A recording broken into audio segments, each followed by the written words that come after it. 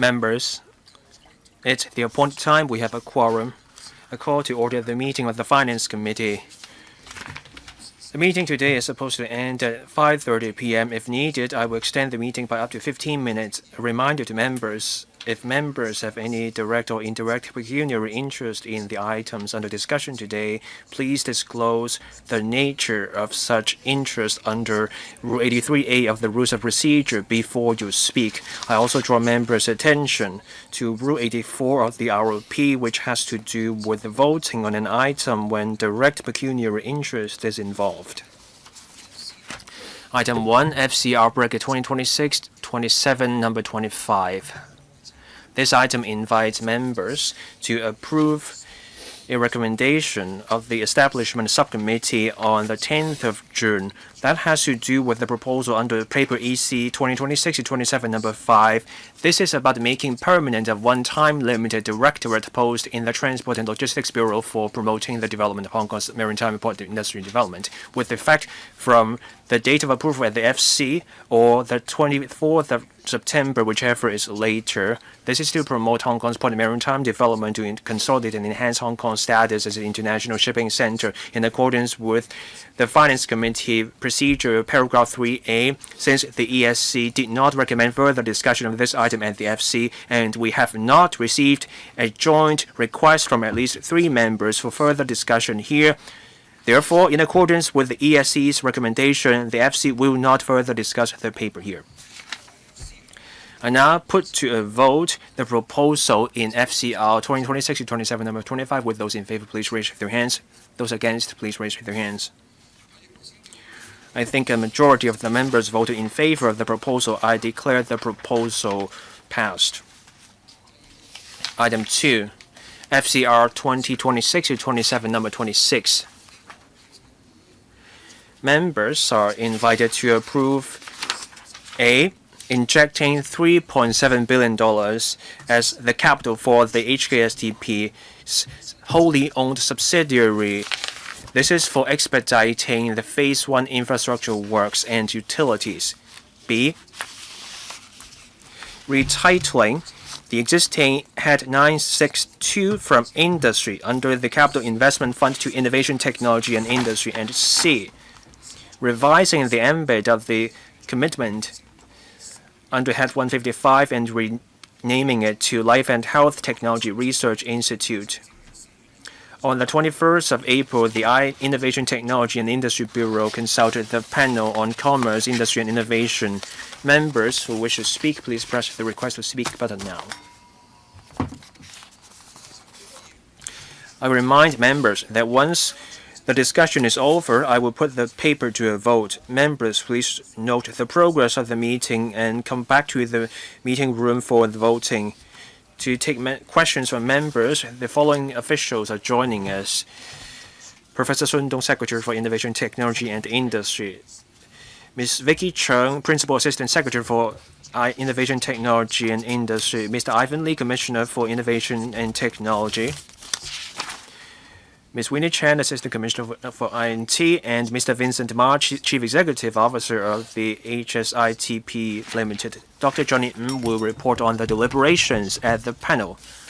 Chairman, on the 21st of April 2026, the panel on Commerce, Industry and Innovation discussed 2 financial proposals from the administration. First, injecting $3.7 billion into the Hong Kong Science and Technology Park Company Limited. This is for expediting the completion of the Phase 1 infrastructure and public utilities work of the Science Park. And second, amending the ambit of Head 155 Government Secretariat ITC, Subhead 700 General Non-Recurrent Expenditure, Item 805, setting up a Life and Health Technology Research Subsidy Scheme. Members had no objection to the submission of the financial proposal to the FC for consideration. Members expressed concerns on a number of items, and they included fostering the flow of the factors of production, meaning personnel, materials, capital, and data. Members hope that the administration could complete the negotiations with the national authorities and the municipal government of Shenzhen so that we could implement these facilitation measures while adhering to national security legislation and keeping risks management. Members also suggested that the administration should attract investment and businesses, and we should make a greater effort to bring in overseas businesses so that the park could be completed sooner. Members also expressed concerns and made suggestions about the operational model and the industrial layout of the Life and Health Technology Research Institute, including the positioning of the institute and the mechanism for selecting the universities that will select selected branches. The administration addressed the comments and concerns at the meeting. Thank you. 16 members are waiting to speak. I will read out the names so the members can get ready.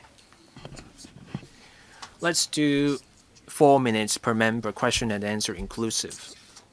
Mr. Albert Chuang, Mr. Kenneth Lau, Mr. Ray Wong, Ms. Carmen Kai, Mr. Dennis Leung, Dr. Webster Ng, Professor Chen Ming Kwong, Ms. Michelle Tang, Mr. Chen Xiuhong, Mr. Kitson Yang, Mr. Lam Chen Sing, Dr. Thomas So, Mr. Mark Chong, Mr. Hong Kam In, Mr. Alan Chen, Professor Priscilla Leung, Mr. Albert Chuang. Thank you, Chairman. I support this $3.7 billion proposal to support the HKSTPL so that they could speed up the works. In 2021, the FC approved $17.3 billion for the park that was to build 8 towers in the loop. The goal back then was to complete the buildings by 2027. 3 blocks were completed at the end of last year. The remaining 5 blocks are due for completion by the end of this year.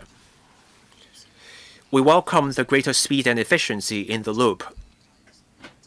To speed up a project, you need more manpower, and that will lead to higher costs. The paper says there will be money left over from the project estimate for the 8 blocks. We're not seeing higher costs, but we are building on time. So why? Is that because something is wrong about the construction?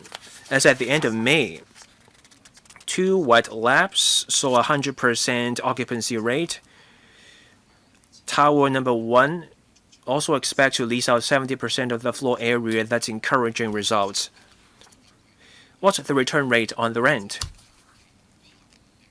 For the remaining site of Phase 1, there were 22 parcels. 4 such parcels will see tendering, and the tendering will stop in August after the tendering started in June. So there will be a public-private partnership to reduce the burden on the government. I support that. In Hongshui-Kiu, there is also a large-scale site disposal area, 11 hectares. The tendering closed today. We will see several parks. Tendering under this approach will apply to many land plots. Will that lead to internal vicious competition? I thank Mr. Chuang for giving us his support in relation to the first question. How come there will be funding left over? We have a task force established to expedite the construction and implementation of the 5 blocks. This has recorded the fastest speed in construction of the 5 blocks. Mr. Chuang asked how come that instead of cost overrun, cost has been saved. Well, normally it takes 4 to 5 years for a block to be completed. There are workers involved, you will have to pay them. So the longer the construction period, the higher the labor cost. We saved in this regard. It's a significant saving in labor cost. We have also adopted speedy construction methods, compressing construction period, which in turn saves cost. In the development of Northern Metropolis, we need to expedite development because it will save cost. The second question about tender. As I've said previously, different parks have different positioning. The Hetao Cooperation Zone may be different when it comes to target groups. We target high-end technology development. So there will be construction of blocks. Enterprises would like to settle in the park for development. So in this regard, it's different from other parks. We have a vibrant innovation and technology ecosystem. We have enterprises interested in the Hetao Cooperation Zone. They have confidence in our competitiveness as well as our potential. They expect the environment to be more vibrant in the future. Mr. Kenneth Lau. I support the injection of $3.7 billion into the park for phase 1 infrastructure and utilities of the park. I also support the revision of the ambit of the Life and Health Technology Research Institute. I have some questions. First, about biosecurity. The $3.7 billion covers 3 types of facilities. First, about $700 million for procurement and setup of biobank and laboratory facilities. This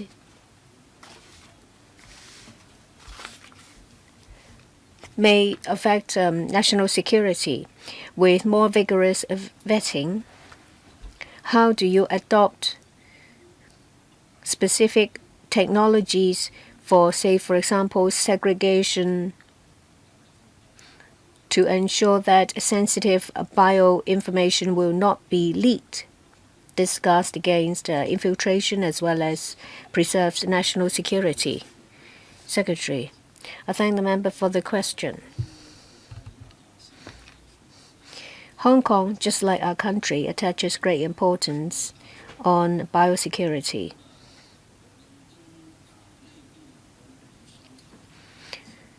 We discussed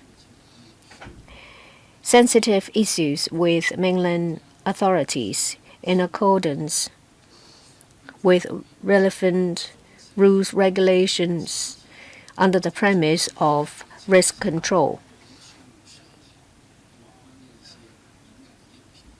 We conduct discussions under this umbrella on biosecurity. We have formulated detailed options, including the collection, transportation, storage of biological samples. There is vigorous safeguard. We use technology to monitor the whole process. Aside from essential arrangements, in Hetao, we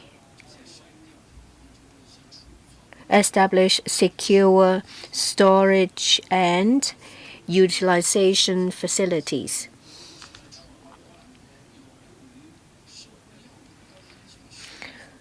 Aside from safe storage and utilization of biosamples, we also provide support facilities to enterprises. About the cross-boundary transport of biosamples, there will be a white list. Within the Hetao Park, enterprises involved in biosensitive field will work in accordance with relevant guidelines, regulations, and rules to ensure that the biosample will not leave the park. Next, Mr. Ray Wong. This is about the injection into the park to expedite infrastructural development. I support it. There are two issues in relation to functioning and hardware. If we do not improve the situation, there may be duplications of hardware. I have some suggestions. First, optimize these supercomputer facilities. We need to create synergy. There will be about $760 million for the procurement of high-performance computing facilities. In Singapore, they have used Aspire 2B with a budget of $1.5 billion. For the Hong Kong Supercomputer Center in Cyberport, the cost is also similar. It seems that if we procure facilities that is not higher than the supercomputer center, it will be duplication.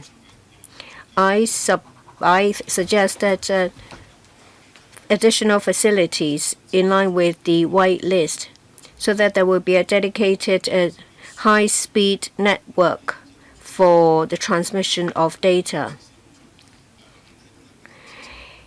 It says in the paper that $750 million will be allocated for biobank and laboratory facilities, and the park will gradually recover the operating costs. I think that the cost will be quite astronomical. It's difficult for startups to pay. There is a fund for incubation for startups, which is about $200 million.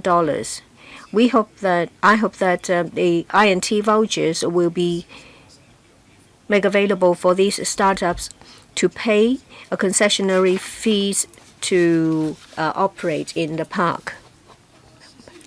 Secretary, I thank Mr. Wong for his support, and I thank him for his two suggestions.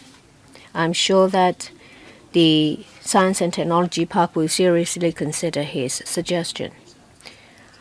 I would like to defer to Mr. Vincent Ma to answer some of his questions.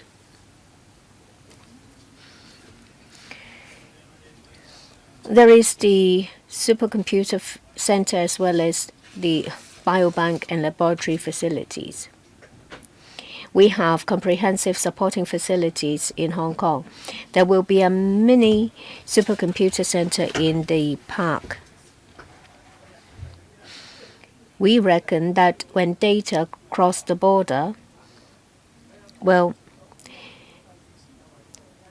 Bureau, in discussion with the Shenzhen authorities, will put in place requirements so that the data will be for use within the park and not leaked outside the park.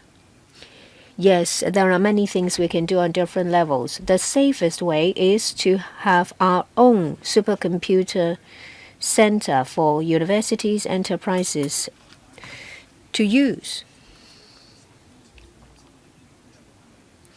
So the positioning of the center is not to provide computing power for the whole of Hong Kong. This is just to support cross-boundary data flow, meeting national requirements.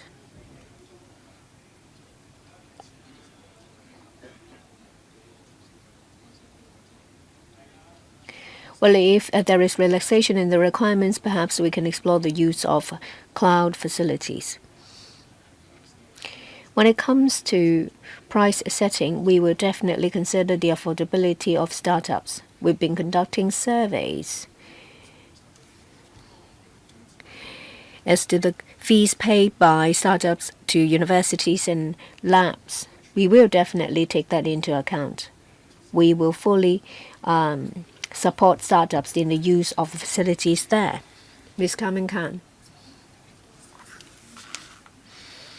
I would like to get more information. $3.7 billion is announced to be set aside in the 25-26 budget for this purpose. In paragraph 6, as well as the note it says that the fund approved, a fund of $18 billion approved was for phase 1. We have seen the completion of 3 blocks. So within this year, we'll see 8 blocks being completed. Footnote 1 talks about unused commitment.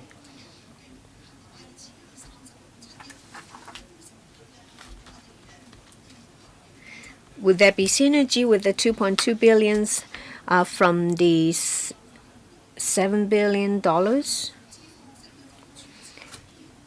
The injection will be the capital fund of the Science and Technology Park Limited, which in turn will go to the Hong Kong Park. Why not give the injection? Why not inject the fund directly into the Hong Kong Park? Paragraph 21 talks about revising the financial arrangement of $6.6 billion in the Research Institute. Secretary, first question, there may be unused commitment, and can this create synergy? I think everything is still in progress. We'll have to wait till full completion before we have a clear idea. I'm sure that there will be a report made to the LegCo. The whole remaining amount will be devoted into the development of the park.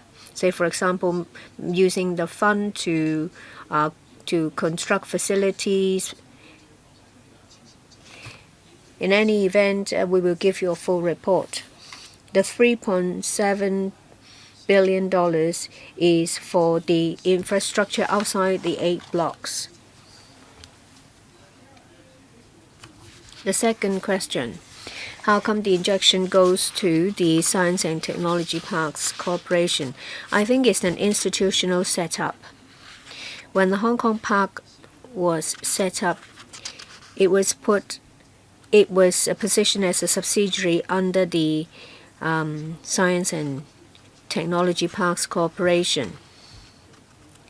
Funding allocation will go through the Science and Technology Parks Corporation to the Park Limited. The Santin Technopole Corporation Limited has just been established.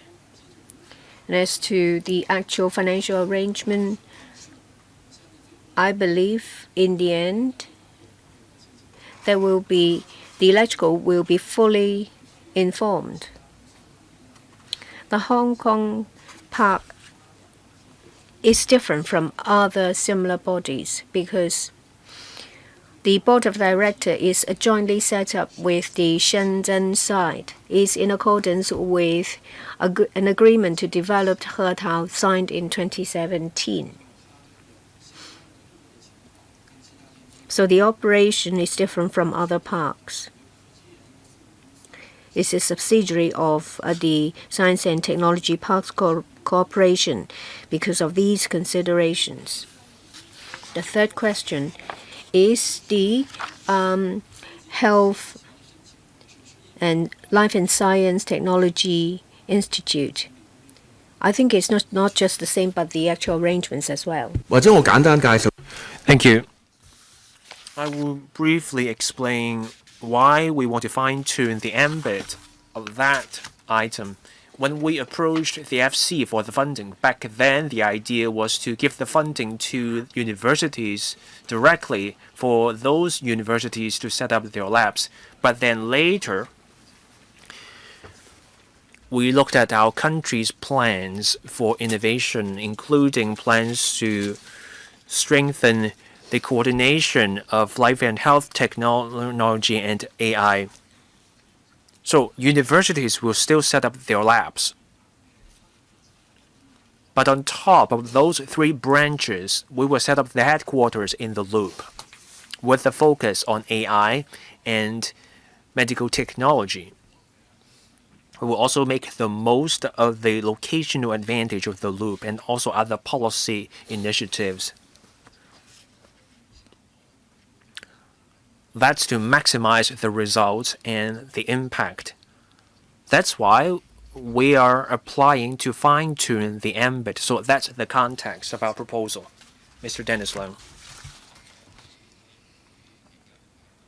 At the panel discussion and on other occasions, I asked many questions, and those points were sorted, so I don't have many questions. I do have some points to make.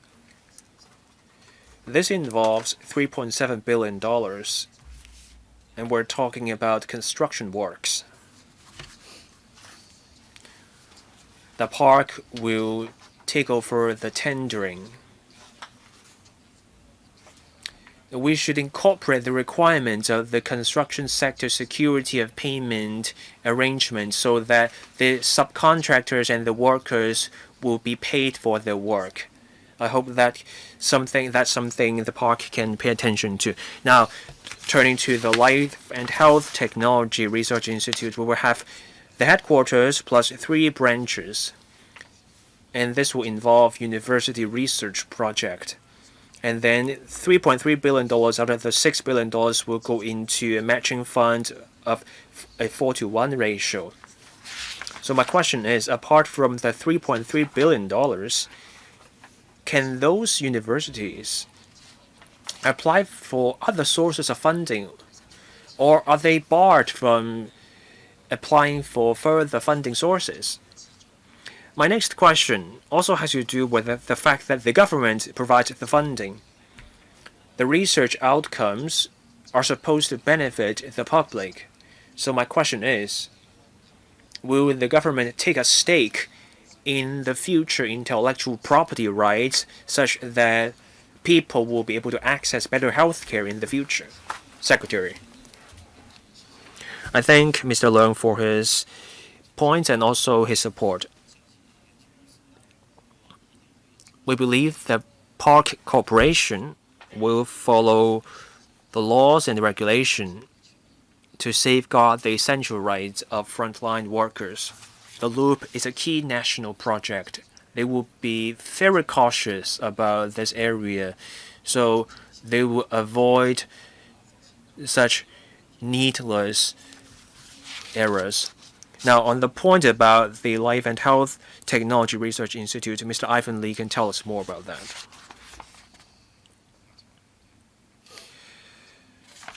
Mr. Leung mentioned 2 issues.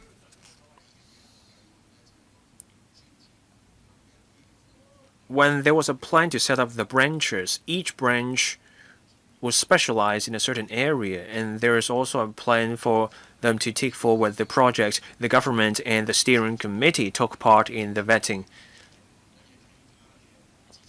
For projects already funded, those researchers cannot access other sources of funding. That's an essential principle. Now, if those research teams are still able to start other research projects, they will be able to apply for funding under the established mechanism to the UGC, but they cannot cross-subsidize their existing research project. We provide the research grants to the researchers at the universities. The government will not own the IP rights. This is in line with the trend in recent years. We want to encourage researchers to take part in downstream research and transformation as well as commercialization. If the R&D outcomes are commercialized, we want the researchers to keep more of the intellectual property so that they will see greater incentive for downstream commercialization. That's why our current proposal is in line with this direction. Dr. Webster. A few questions for me. My first one is related to Ms. Carmen Khan's question. It's about the $3.7 billion.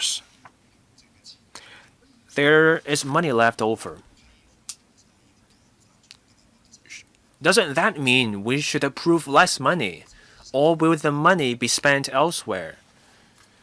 That's my first question. Now I turn to my second question. Paragraph 15. It's about the economic boost, over $50 billion and over 100,000 jobs. The economic boost covers direct, indirect, and induced effect. Do we have a rough breakdown of the boost, direct, indirect, and induced effect? Without a breakdown, $50 billion sounds like an empty slogan, and that's it. Now, I also have a question about the $6 billion. In closure 2, I'm looking at paragraph 1, so the government to industry ratio will be 4:1.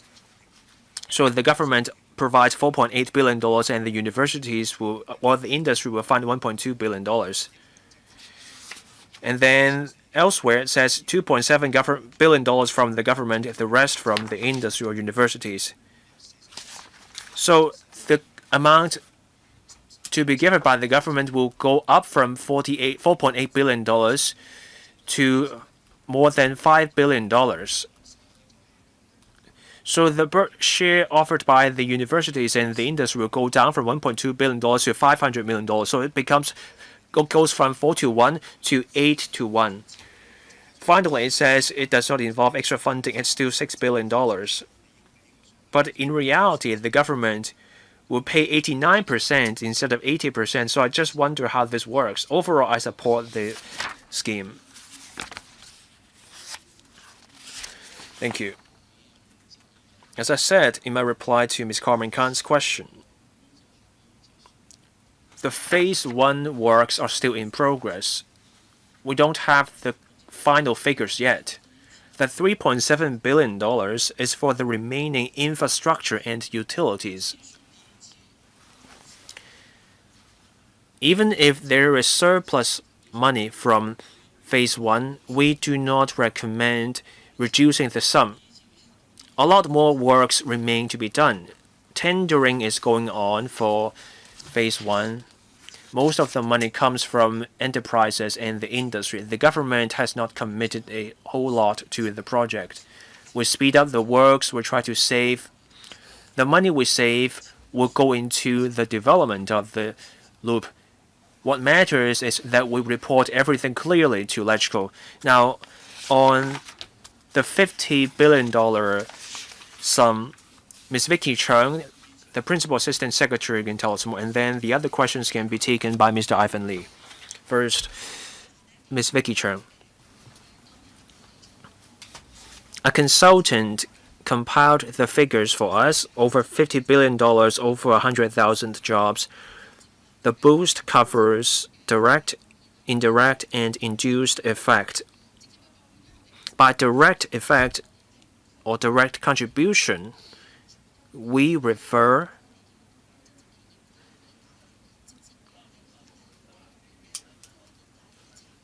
to the output from R&D by those tech firms in the park. Indirect contribution refers to the professional services, including accounting and legal services, procured by those tech firms. Induced effect have to do with conferences. Mainland or overseas businesses may come to Hong Kong. Their staff need accommodation here. Their staff spend money on meals here. That's the sort of contribution we're talking about. Our consultant's estimate was that 70 to 75% will be direct contribution. And then roughly 20 to 25% will be indirect contribution. The rest will be induced effects. So that's the rough breakdown.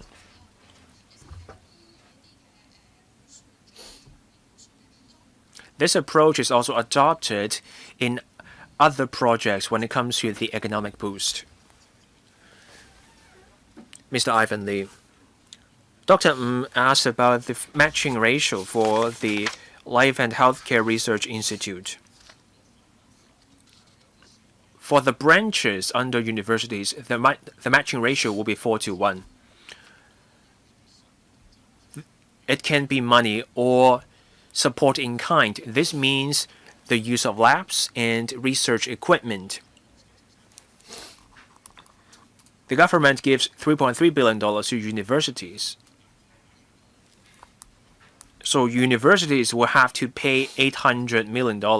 This does not apply to the headquarters. That's because the headquarters will feature a research lab wholly owned by the government, and here the same principle will apply as those for other publicly funded labs. For the inception, we want universities to commit funding. Once the research starts, if the work goes well, we will encourage collaboration with the industry. We will encourage collaborative projects for the industry to put in more resources, and then maybe research commissions.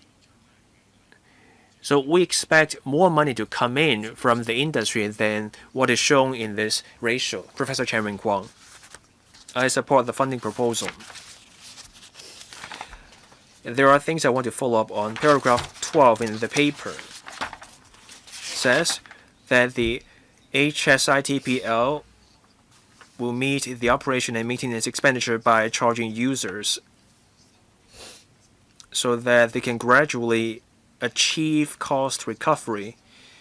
How will the fees be determined to make sure that the fees will not put operational pressure on the tech firms, especially startups in the park? Do we know if the Shenzhen Park also has similar facilities, and what are the fee levels in the Shenzhen Park? My next question has to do with the Life and Health Research Institute. I teach at the CUHK. I'm also a professor at the Baptist University. I'm also a member of the board of the Chinese Medicine Council. We now adopt a 1+3 model for the research institute, meaning we will have the headquarters wholly owned by the government, and also 3 branches to be built by local universities. Many universities already conduct research in life and health technology. The Chinese Medicine Hospital also conducts evidence-based research. They also do their own clinical research in Chinese medicine. So my question is, how will the government coordinate collaboration across institutions so that all universities and also the Chinese Medicine Hospital can make good use of the facilities in the park for their R&D effort so as to further foster the robust development of life and health research in Hong Kong? Secretary. Let's see if Mr. Vincent Ma has anything to say on the first question. Mr. Ma?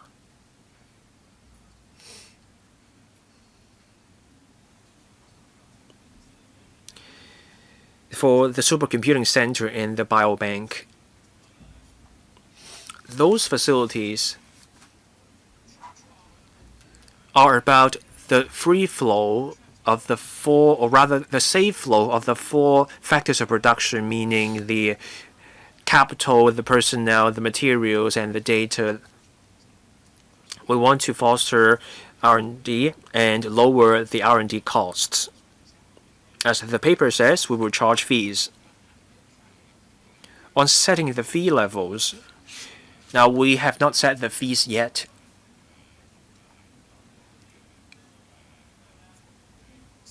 We will look at the service providers in the sector. This means including the supercomputing service providers and the biobank service providers. We will also look at the benefits that companies that are more financially capable can derive if they do access the services. We will take into account all these factors.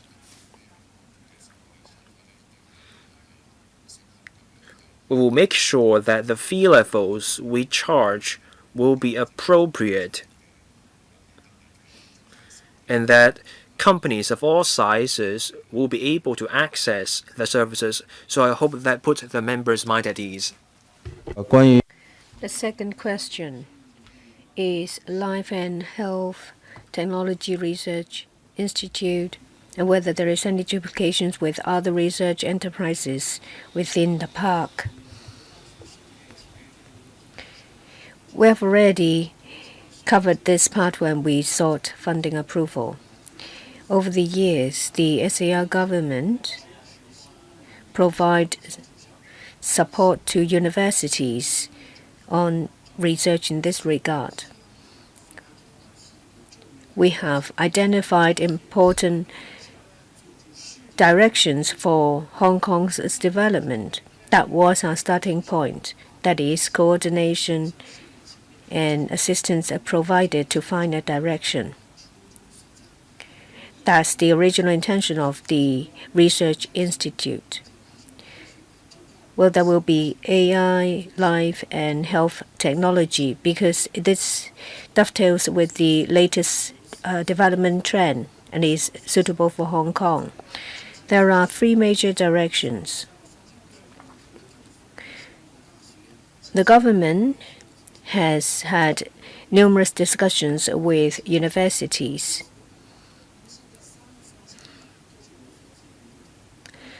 The three directions have their own goals. Some focuses on treatment, some focuses on diagnosis, whereas the other one focuses on elderly care, healthcare. So there won't be any duplications or overlapping. But I don't rule the possibility that there may be minor overlapping in certain specific areas, but there is a complementary development. The Research Institute, led by the government, must be covered by very clear directions. So I ask Mr. Chen to not worry. Ms. Michelle Tang, the development of Hong Kong Park has reached a critical stage.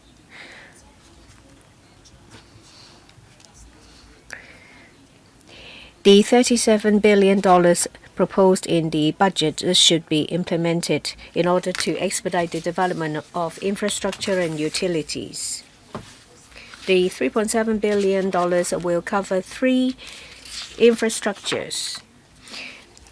$2.2 billion will be for the public utilities for remaining land parcels covering the core transport network, underground utility systems, and smart city facilities. Will you give us more information about the underground utility systems and the smart city facilities? The park focuses on three areas, one of which is life and health. There is a subsidy program for the Research Institute, and there is the 1+3 model. 3 local universities will set up branches under the headquarters. Have you considered formulating attractive policies to attract top-notch talents to come to the park? This will be conducive to Hong Kong's development into a hub that connects Chinese mainland and the rest of the world. Secretary. The member asked for further information in relation to public utilities. I'll defer to Mr. Ma.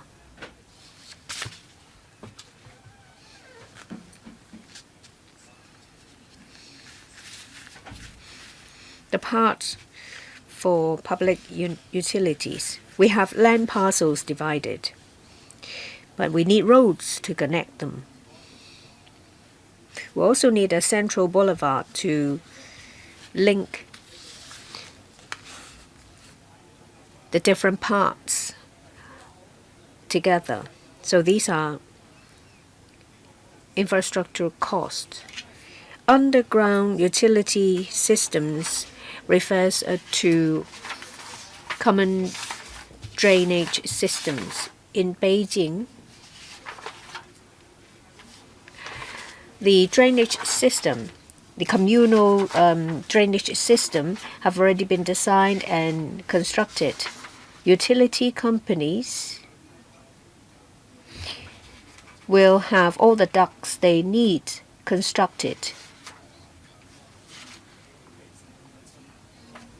So when when companies using our land parcels in batches 2 and 3, then there is no need for excavation just to set up.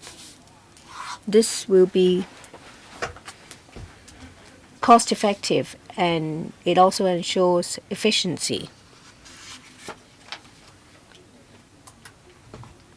So this common utility enclosure will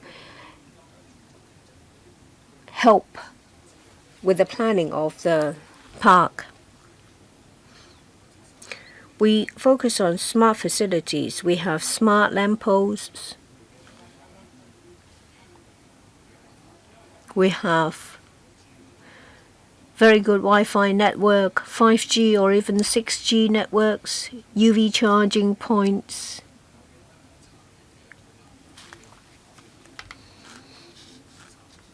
All these will be put in place in advance. Sensors will be installed to collect data in the park.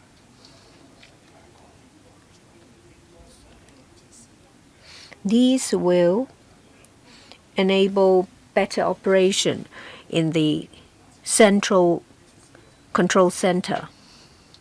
So these are the facilities within the park. I'll give a simple reply to question 2. That is the research institute wholly owned by the government. International element is an important part. We encourage international cooperation.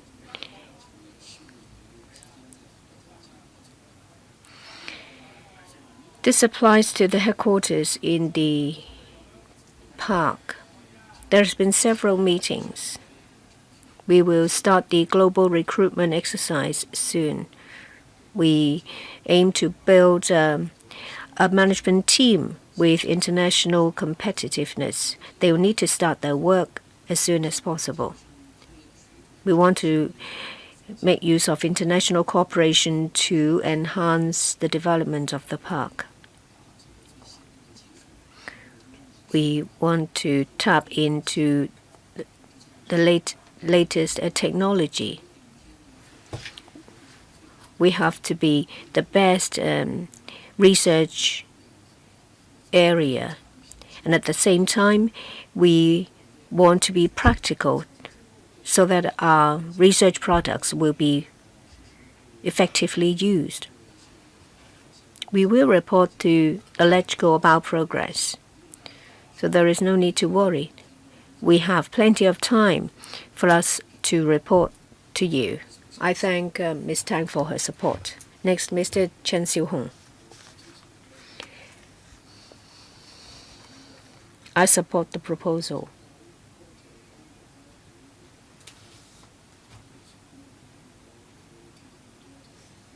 I thank the administration for responding to my request with the provision of supplementary information about the $3.7 billion on public utilities, lab facilities, and computing facilities.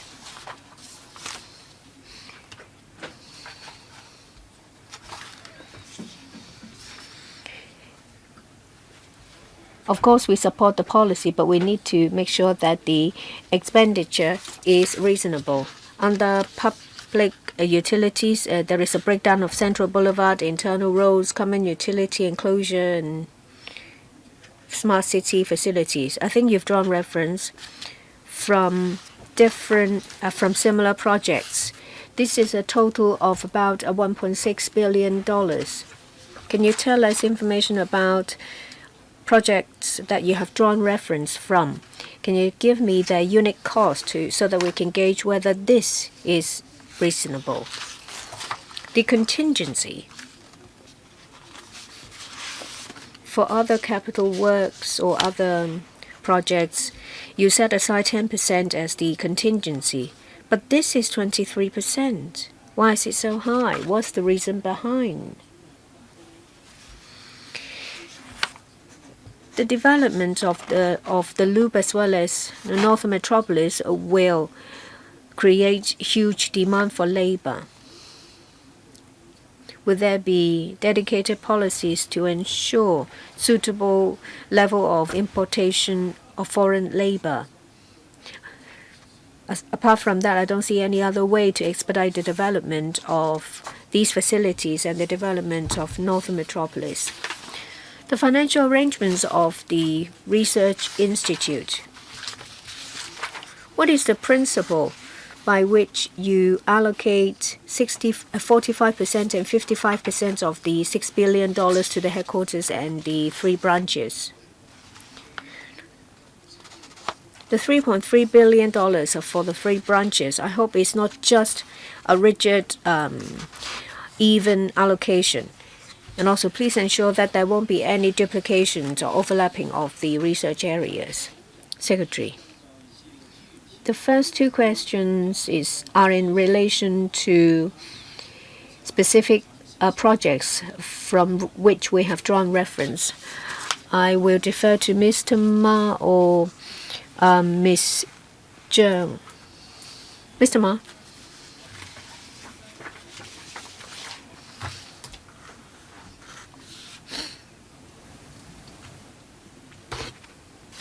We have drawn reference information from similar public or capital works. Say, for example, the common utility enclosure and underground utilities. There is an estimate of $980 million. We have drawn reference from Phase 2 of Namsan Yunlong and Hongshui Kyohachun Development Phase 2. We have used a unit rate to work this out. So there is a basis for us to arrive at this figure. We've also drawn reference from recent similar projects. But these are, after all, estimates. The actual cost will only be reviewed when it comes to tender. Mr. Chen also asked how come that there is a higher percentage for contingency.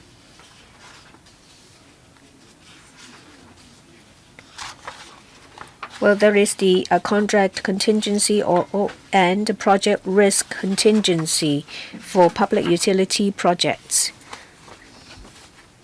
This is a usual practice. Say, for example, Phase 2, Hongshui Kyohachun Development, Jinpei Chui, Pak Lai, Lao Fao Shan, land use feasibility studies.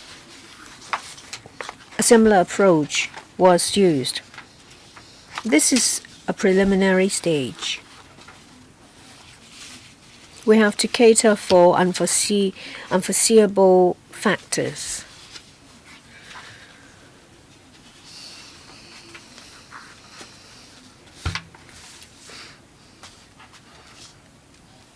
We draw reference from similar projects. The third question, I will defer to Ms. Cheung.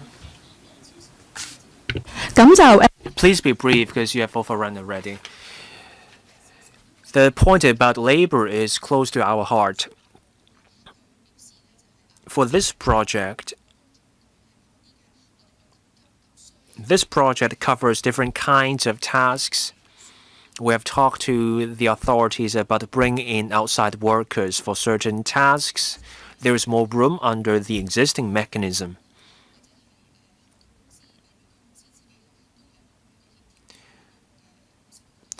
There's a way for the company and the authorities to coordinate such affairs.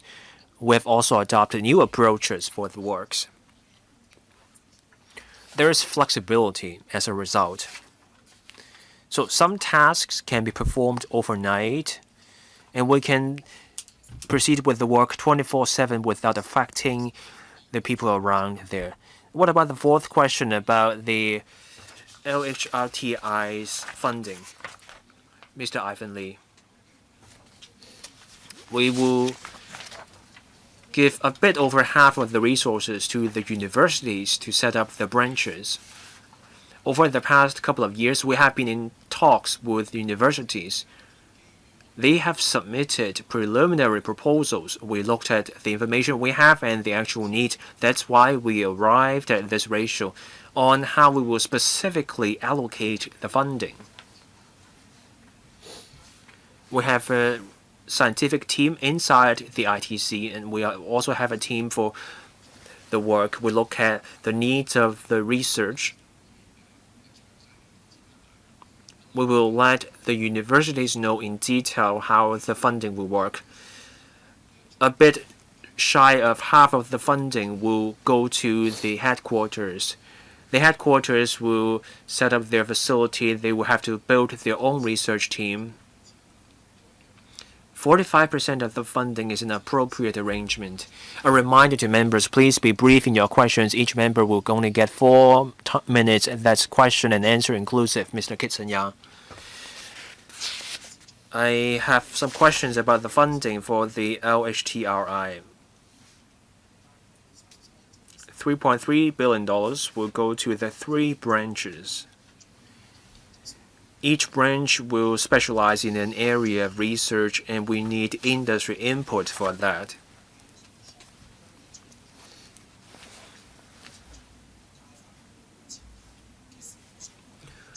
The industry may not be able to foresee the returns or the results of the project, even if the project has potential. So will the headquarters take over in such cases? The paper also sets out the projection for the years 2026 to 2030.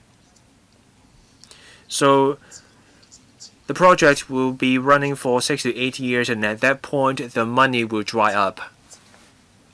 So where will the research institute find money for its operation from that point onwards? And when the money runs out, will the research institute come back for funding from us? And what will we do about that? Secretary.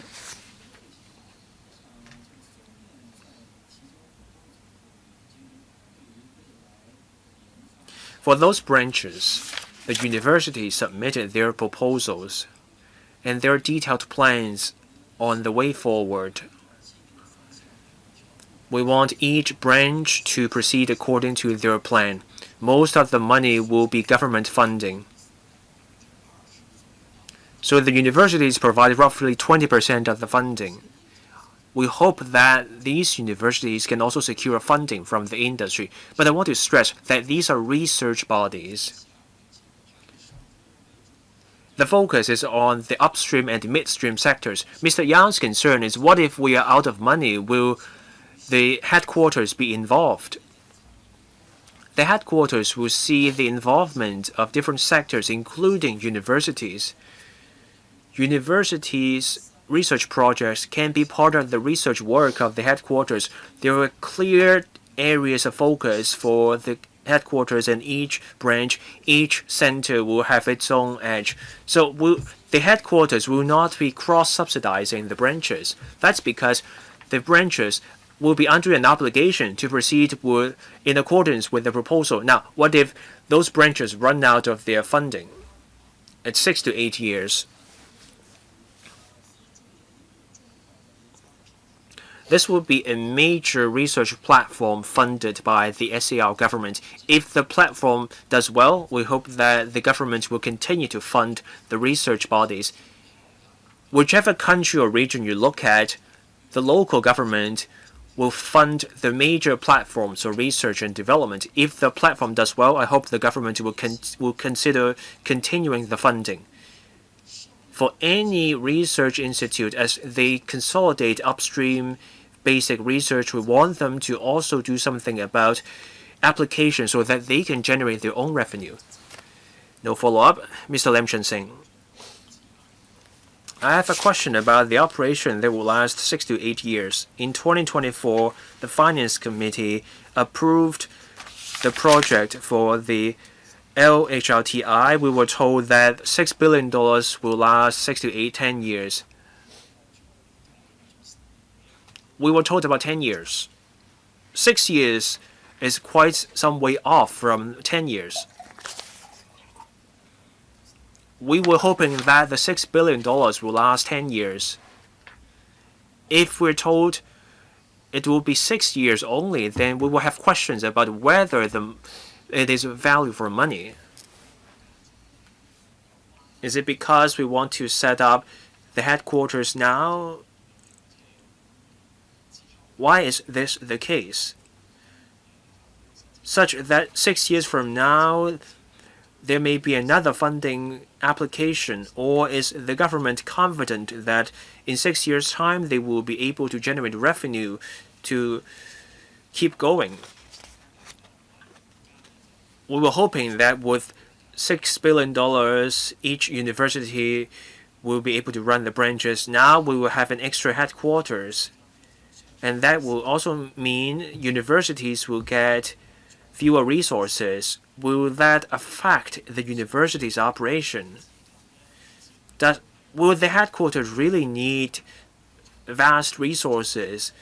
Can the headquarters leave the work to the branches and simply coordinate the work? There will be research teams at the headquarters, but will that role be more fitting for the headquarters? Secretary, I will give a consolidated reply.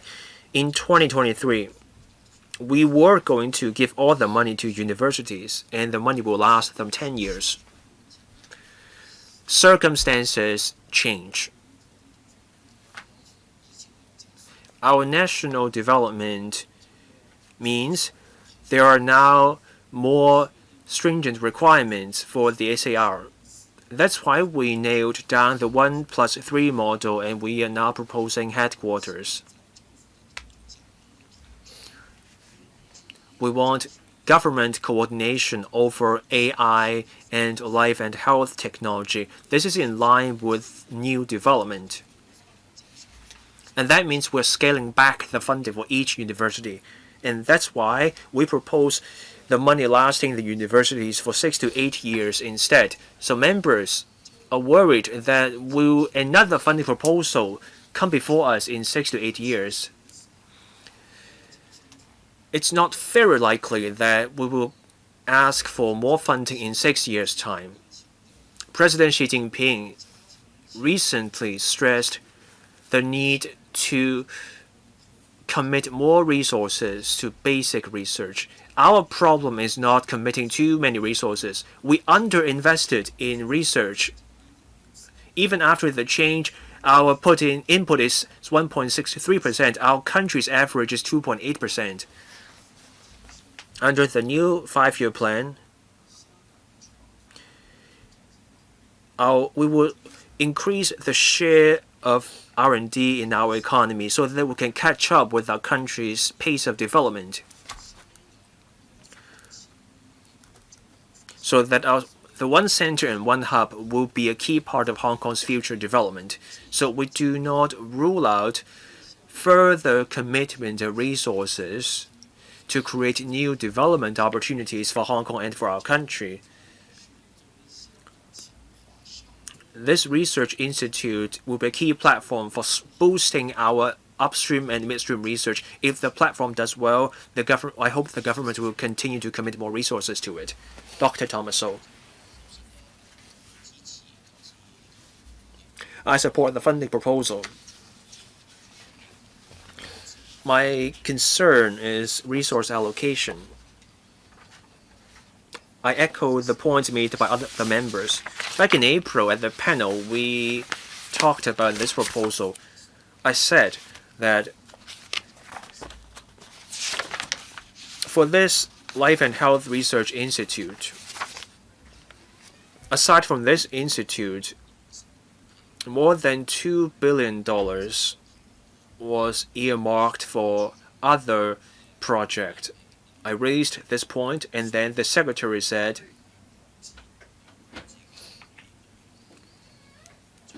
the upstream, midstream, and downstream sectors each had their own tasks. For this research institute, it was to be the largest lab for cross-institution collaboration. The secretary said they would consider integrating the different outfits. My question is, For other projects already funded, will we consider putting those funded projects under this research institute? Now, I also have a question about how the headquarters will interact with the branches. Each branch will have a different focus in research, but there will be some overlap in research.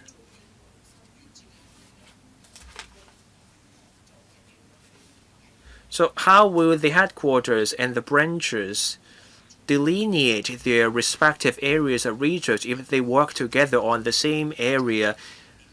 How will they make sure resources are allocated sensibly? And how will they avoid waste? How will we ensure we minimize the duplication of resources? Secretary. The sensible allocation of resources is Dr. Sou's prime concern. At the panel discussion, other members, including Mr. Chen Xiuhong, also made comments on allocating resources for universities. He would like to see greater commitment on the part of the government. We considered members' comments. That's why we put forward the 1+3 model. This means the government will take the overall lead. We set out the direction AI plus life and health technology. This is the trend now. The government has the responsibility to lead the effort. At the same time, we also fully respect the research ecosystem of universities. Each university has their own strength. Some are better at advanced therapeutics, others are better at diagnostics, still others are good at geriatric medicine. So there will be 3 universities, each leading a branch, but all 8 UGC-funded universities will get involved. Each university can get involved even when a particular university takes the lead. Say, the University of Hong Kong can lead a project, but CUHK can get involved also in this project.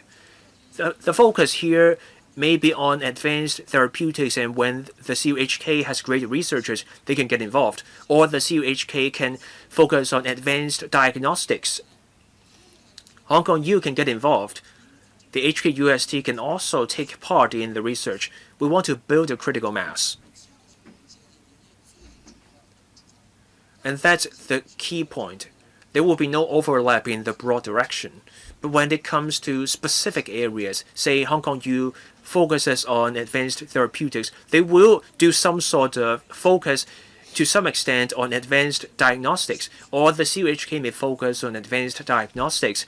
There will also be some part on therapeutics, so we cannot blindly rule out any overlap between the 3 universities. But the SCL government's position is clear.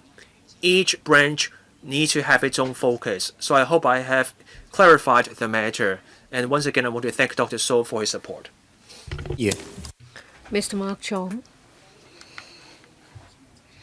I want to follow up a point of contingency from Mr. Chen Xiuhong. In 2025, there was an undertaking from the administration that a review will be conducted to keep the level of contingency at 10% of capital works. So about 1.4 billion out of $3.7 billion. Well, that is about 18.6% is set aside for contingency. The official said that they've drawn reference from recent capital projects. The contingency was about 20 or so percent. This morning, we have endorsed 4 out of 6 projects. I've excluded non-construction works, a Hong Kong U Research Center, government complex at Kwu Tung, and also expansion of the Kwun Tong typhoon shelter. The contingency stands at 9%, so it should not be close to 20%. On the 27th of March this year, the FC approved a funding approval for procurement of technology items of the police force. About half of it, that is about $1.4 billion, was for procurement of servers, data center, as well as lab equipment. The contingency was 5%. It was very low because normally with high-end technology, once an agreement is signed, the cost is fixed. There is no need to cater for contingency. I don't understand how come you need $680 billion for contingency. It's very high. If you say that there are variants because there are underground utilities, but let's look at the redevelopment of Huanggang border control facilities. Only 10% was set aside as contingency. If my memory serves me correctly, when it comes to land formation, advanced works, they've already been done by the CEDD. The technology park is building a central boulevard as well as 2 internal roads as well as a common utility enclosure on already formed land. So the conditions are quite set and clear. How come you need that much? Is a huge difference from other projects. I see the hand of Mr. Andrew Lai. You'd like to speak? Well, regarding capital works expenditure and contingency, I know that members are very concerned about these items. They want to make sure that public money is well used. In general, for capital works project, the level is about 8 to 10%. But we're talking about projects in the urban area or mature land. This is the loop area.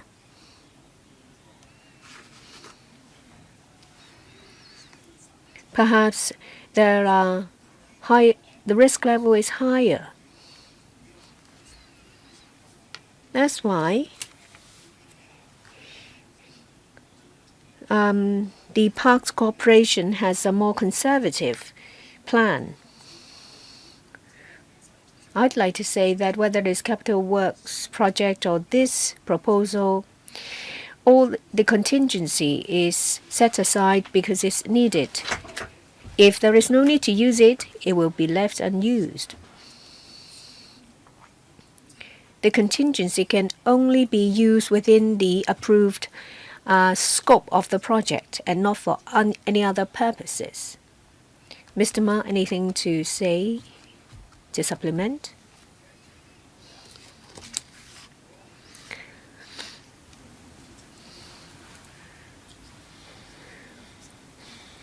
Well, the conditions may be clearly set for the park.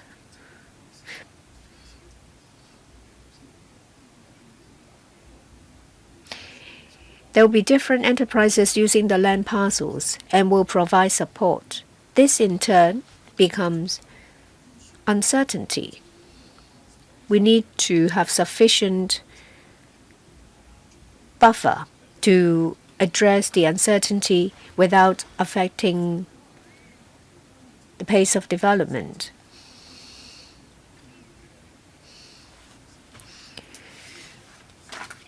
There is not across the board a percentage of contingency for the $3.7 billion. For this supercomputing facility as well as the biobank, we only set aside 6 to 13% for contingency. So it's not the same percentage applied. We take into account the different characteristics of the different items when we set the contingency. Mr. Hong come in. I can feel the sense of urgency felt by the secretary. I support the project, but I have questions. First, funding allocation relating to the loop stands close to about $27.8 billion.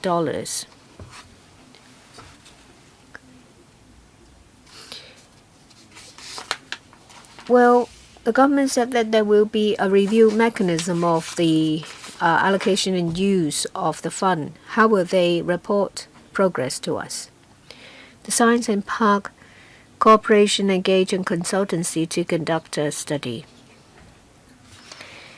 It says that there will be over $50 billion worth of economic benefit generated with about 100,000 jobs created. Some of my friends have moved in to work there. They're very concerned about the flow of capital goods, people, data. They wonder when these pilot measures will start. Is there a timetable? Secretary, I thank Mr. Hong for his support. First, funding for the loop. Funding was sought for site formation for the loop. And there is also funding application for the construction of 8 blocks. We have already given detailed explanation to the LegCo back then. The 8 blocks have almost been completed. We come to the LegCo for funding application relating to the loop. This is in relation to infrastructure and utilities of Phase 1. These are essential support to enterprises. We want to ensure that the park will operate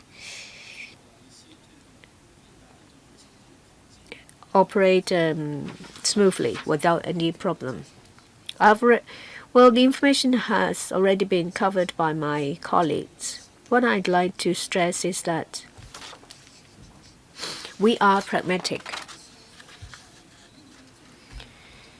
There was a consultancy study conducted in 2021. In 25 and 26, we have also conducted recent studies. The recent 2 times are slightly different. We have drawn reference from the 2 consultancy studies before we come up with the figures of number of jobs created as well as the economic benefit generated. Well, the function of the loop is changing.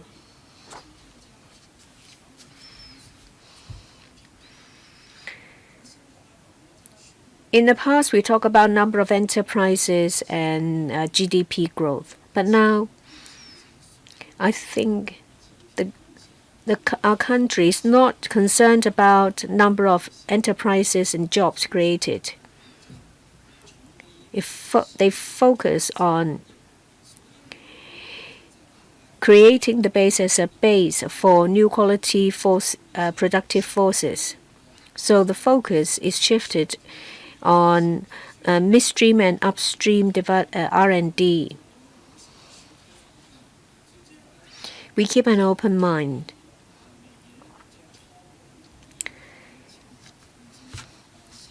We say that there will be economic benefit of $50 billion and 100,000 jobs created. That's the information we have at the moment. I'm also very anxious about the flow of factors of production. We would like the LegCo to give us the support.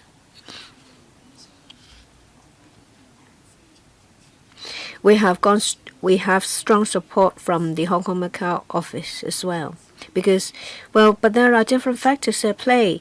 Biosecurity, data security, national security. We need cooperation from different parties. We hope that within this year, some of the facilities will be commissioned. We ask for your support. We have spent an hour on this item. 4 members are still waiting to speak. Members, if you're in the building and if you'd like to speak, please come to the conference room. After Ms. Priscilla Leung has spoken, I will not allow any more members to join the queue. Mr. Alan Chen, I'm also as anxious as Mr. Professor Soon about seeing the development of the park. We want to see some results. We need to have infrastructure and utilities. Without these facilities, we won't be able to take any steps forward towards R&D.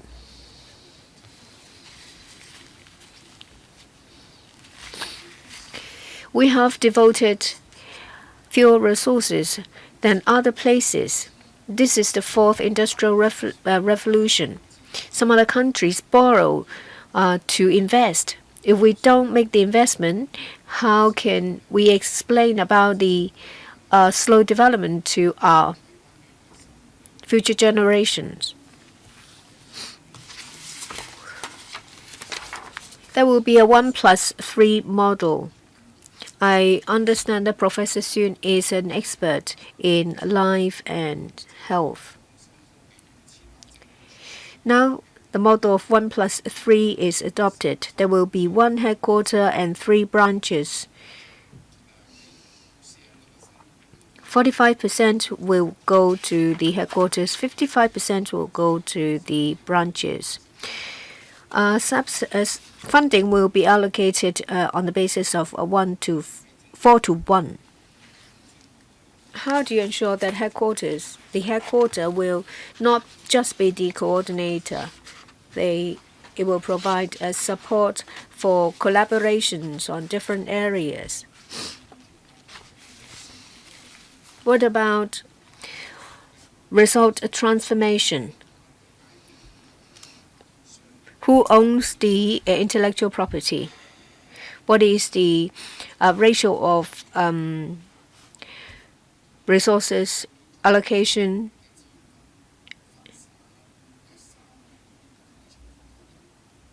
We don't want the allocation of resources to be too scattered and on duplicated areas.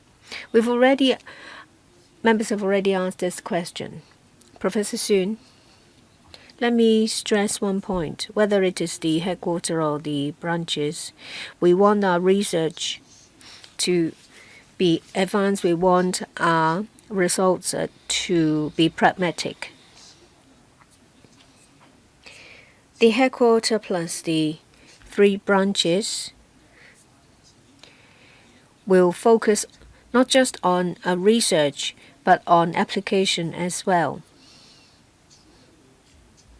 Apart from coordinating the development of the 3 branches, the headquarters has a role to play.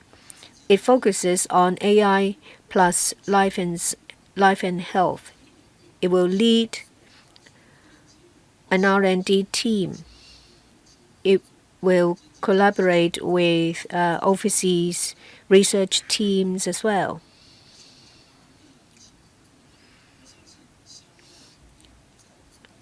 I believe that there will be clear KPIs set for the headquarters and the branches. Professor Priscilla Leung, the Secretary will know that I'm a long-time supporter of INT.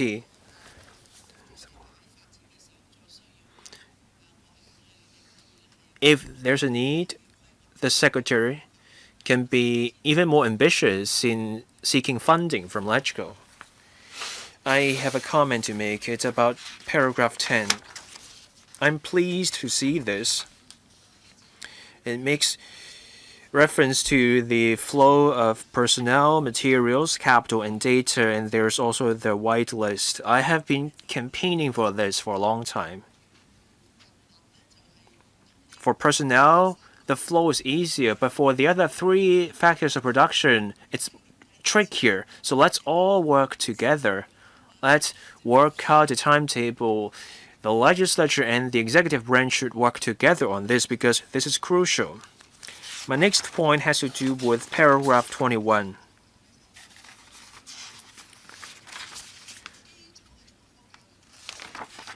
the Secretary said there may be more resources to be committed to basic research.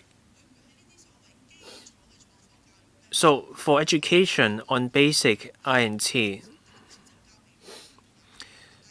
so the work will be done by the headquarters. We all know how universities are run. Universities focus on their own R&D instead of their education and basic research. Now the government to university/industry ratio will be 4:1. Universities don't worry about the industry. The government has to think about what happens to the industry. So we'll bring together the government, industry, academia, investors, and research bodies.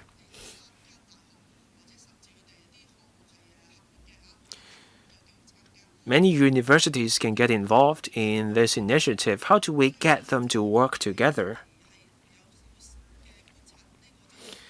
I also have an observation. Will we have civil servants run the headquarters? If that's the case, I will be worried. We have professional researchers at universities. If you let market players run the body, they will also run it with gusto. But what happens if you put civil servants at the headquarters? How will that headquarters be run? So my questions are about talent attraction and the operation of the headquarters. I would like to hear from the Secretary on these points. On the 4 factors of production, we are working at full tilt. We are already in the second half. It's 3rd of July today. We hope that we can see results. I am more anxious than any member here. I've been working on this for years. We're in the final year of the current term of government. I would like to see results. I cannot emphasize enough the importance of the loop. We have been saying this to the central authorities. We also have to be understanding and accommodating towards our national authorities. We try to do our part. We try to work out the timetable this year. The bridge will be ready soon. At least we have to enable the flow of personnel, and then we work on the flow of data.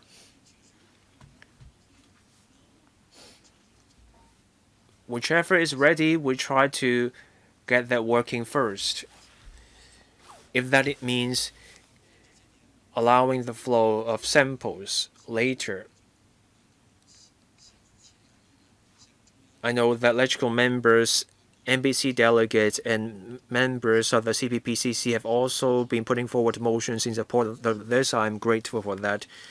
On education about basic R&D. The focus here is on basic research. Of course, there will be some education on basic R&D. Students will get involved. This includes graduate students. Education will be part of the overall process of basic research. I am confident in the strength of our local universities in this area. On running the headquarters and the use of civil servants, there is an independent board of directors under the government leadership. The management team will be recruited through global hiring.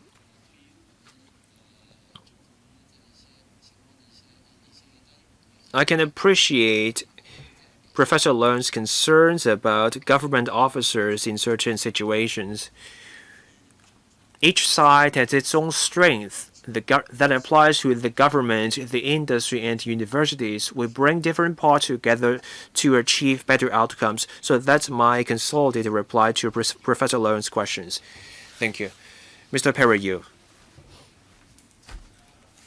On this capital injection for the HSITPL to speed up the completion of infrastructure and utilities projects, I support this in principle, but I only see one image, and even that image is not a detailed drawing of the overall plan.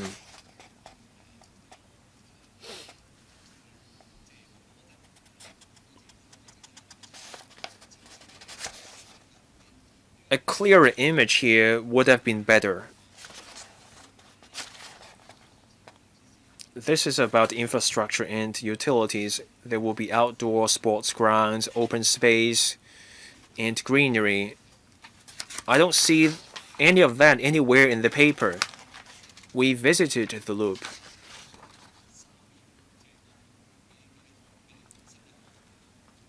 On 3 sides, you can see the Samchun River. It's a beautiful area.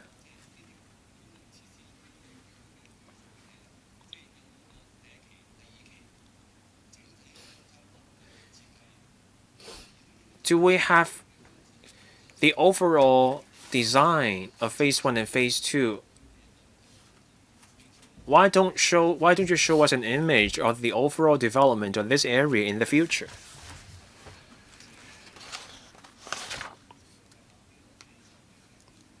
On amending the ambit of the item subsidy program for the LHRTI, I support this. But again, I don't see the paper telling me anywhere where this LHTRI will be. So the paper says it will adopt a multi-location approach.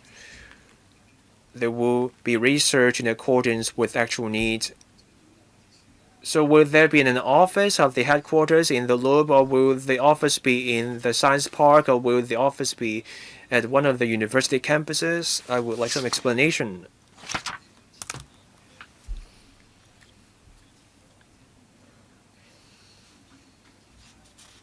So once we approve the funding, does it mean that no further funding will be needed? So we approved $18 billion for 8 blocks. So that's roughly $2.1 billion for each building. This money is just for the infrastructure and the utilities. For the other part of the park, does it mean that we won't have to spend more money and we simply dispose of the land and that's it? Secretary. On whether the image is too simplistic or beautiful, in the future, we will find a way to represent our work in a more appealing way. Now, on phase 1 and phase 2, we have an entire model. The construction area was 1 million square meters with the foundations. Why have we not announced it? As I said, circumstances change, and they change quickly.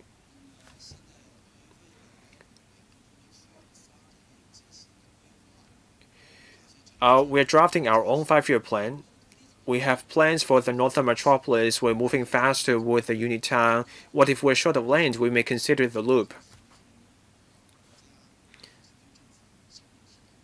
The ITIB submits to the overall plan of the SCR government and our national plan.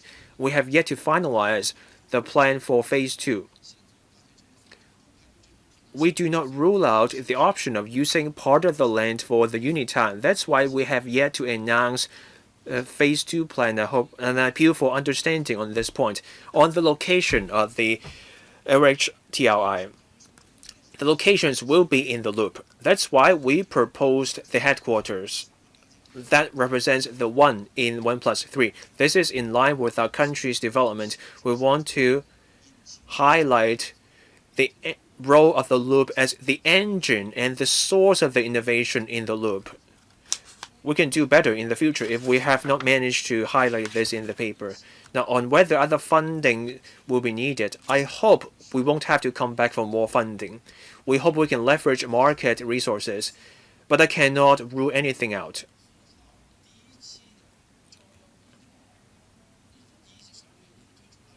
We started tendering for phase 1 of the loop last month for 4 parcels. We hope that we can launch further parcels, and we will keep doing this.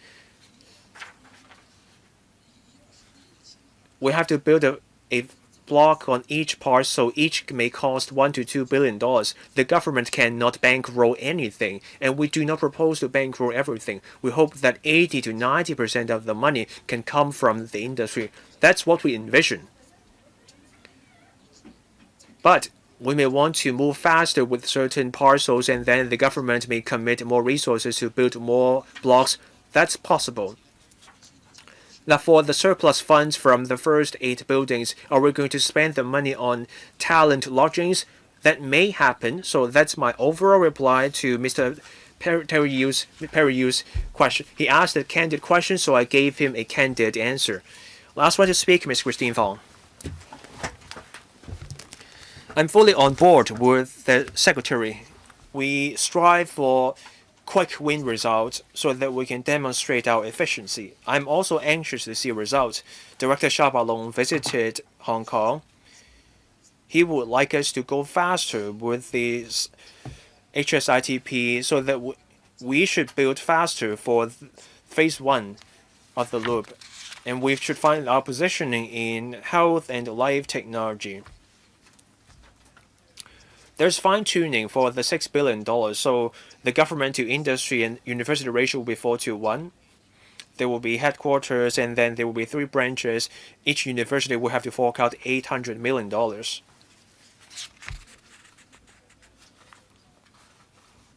We, as LegCo members, would like to see our R&D outcomes go global. I said this on different occasions.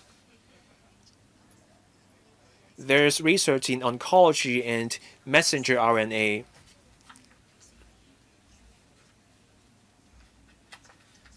In phase 1 trials, other places may have an edge.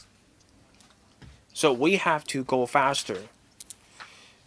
LegCo members can be gatekeepers. On the flow of the 4 factors of production, the flow of biosamples matters. So I hope that our dedicated legislation for the NM can come in handy. Now, the $6 billion will go out in 2 tranches. One sum for the headquarters, 45%, and then for the rest, $3.3 billion will be shared between 3 universities. The research operation will last 6 to 8 years. But research can take 10 years.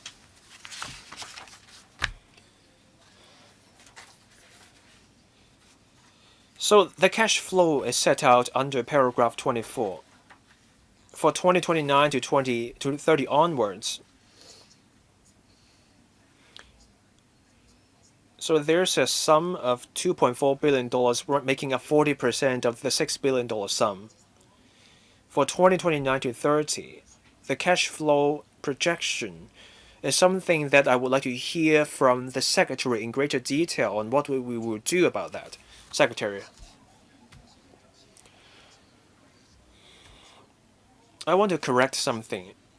3 universities will lead 3 branches, but all 8 UGC-funded universities and also overseas universities and companies will also get involved. So I want to correct the record on that. On the expenses over the next 6 to 8 years, I have already given a detailed explanation. We take a result-oriented approach.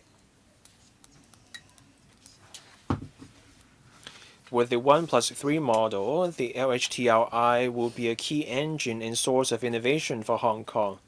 I stressed the importance of being at the forefront and also implementation.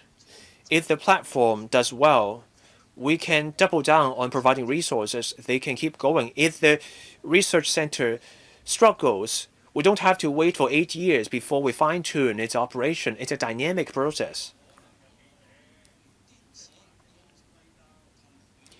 We will require the institute to report on their work to LegCo every year. We believe LegCo members will exercise oversight and they will make suggestions on that. Thank you. 18 members who have asked to speak have spoken. I now put this item, that is FCR 2026 to 27, number 26, to the vote. Those in favor, please raise their hands. Those against, please raise their hands. I think the majority of members who have voted are in support of the item. The item is endorsed. Thank you. The next meeting of the Finance Committee will take place on the 10th of July. Meeting adjourned.